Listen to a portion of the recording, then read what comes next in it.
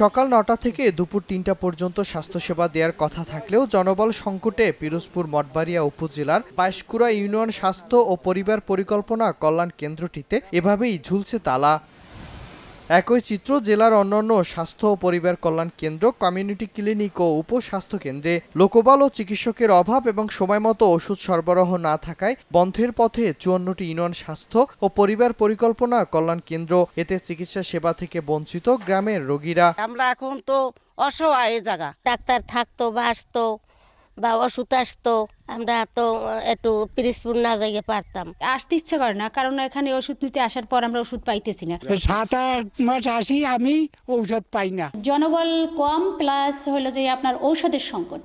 জনবল সংকট ও সীমাবদ্ধতার কথা স্বীকার করে ঊর্ধ্বতন কর্তৃপক্ষকে বিষয়গুলো অবহিত করা হয়েছে বলে জানান পরিবার পরিকল্পনা কর্মকর্তা। সাধ্যমতন চেষ্টা করতেছে জনগণের চাহিদা পূরণ করার জন্য। আমি আশা করি জনবল যদি নিয়োগ হয় এবং আমাদের যদি পর্যাপ্ত কন্ট্রাসেপটিভস পাওয়া যায়, এই যে সমস্যাগুলো আছে বর্তমান মাঠ পর্যায়ে এটা থাকবে না। জেলার সব মিলিয়ে ৬৪টি স্বাস্থ্য সেবা কেন্দ্র রয়েছে, আর এসব সেবা কেন্দ্রে ৬৭৭টি পদের বিপরীতে কর্মরত মাত্র ২৬৮ জন।